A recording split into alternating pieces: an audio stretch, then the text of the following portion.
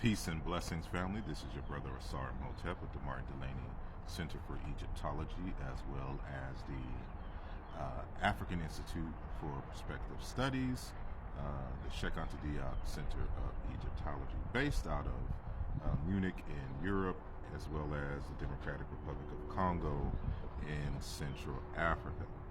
And I recently posted a video letting you know that I will be doing a series of videos kind of summarizing and giving my take on this text here, which is titled Ancient Egyptians Refute Afrocentrism, Archaeological Evidence and Historical Facts by Kyrllos Eskander. And I know I'm probably mispronouncing that first name. So I just want to welcome you and thank you for joining me on this part 2. And you know, it's almost 70 degrees out here in Philadelphia, so I'm outside, so the birds will be the backdrop, you know, for our discussion today. And so subsequent videos will be me going through each chapter, and you know, depending on the length of the chapter,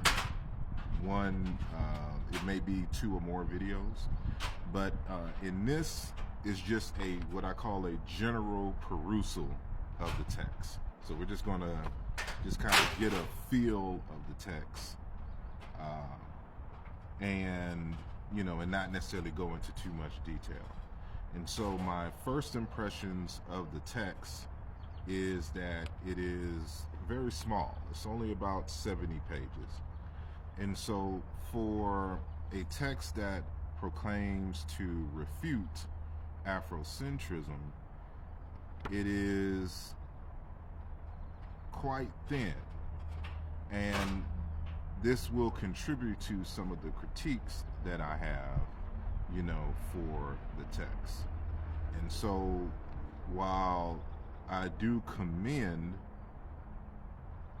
the writing of the text, and so, you know, we always want to be able to challenge in writing, you know, ideas that appear to be counter what we believe to know is true. And so you know, this is an Egyptian citizen, you know, who wrote this text, who is a tour guide there. He also has stated that he's an Egyptologist. However, there are little nuances that make me believe that that is not the case. And so my initial thoughts is, well, I'm glad that he included, you know, color photos in his text. So that is a pro, as you can see, like what I'm showing here. So I don't think there's too many, if any, black and white texts. Unfortunately, some of them are really kind of small to see some of the important detail. And it seems like he over relies on the use of images of foreigners that were Egyptianized in throughout Egyptian history, right? And so some of the, and it may be in the general text, but some of these scenes are not dated, which is very important for the discourse. And so, you know, that is my thought on that initially. And so another thing is that there's only one page of sources. So you can only find sources on page 71. So this is the reference and bibliography for the text. And what you notice off the bat, because you can go through all of these, you know, in just kind of one fell swoop, is that there are no African-centered scholarship cited in the text, which is very odd given that the text is titled Ancient Egyptians Refute Afrocentrism. So you would think as a scholar that you would be citing actual Afrocentric scholars and refuting particular points or claims in the text. And that is not the case. He does not mention any Afrocentric scholar. He does not cite any of the works. He just kind of categorizes Afrocentricity in a negative light, but doesn't even cite the source material to see how Afrocentric scholars in the academic field of Africology define Afrocentricity. And so that is a major drawback and weakness of the text, because that is central to your argument here. You can't have a discussion about Afrocentric scholarship without being able to define what Afrocentricity is by the scholars who produce the scholarship, as well as their methods and examples of their arguments and the evidence or lack thereof for their particular arguments.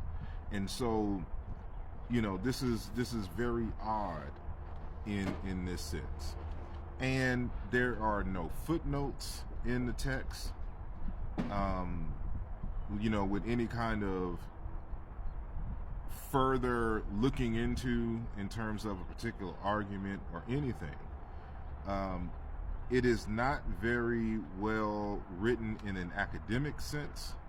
It's not an academic text. There are citations in the text that he doesn't provide the source and page number for quotes and translations. And so it is hard to just at a first glance expect anything serious in the realm of scholarship regarding this particular text.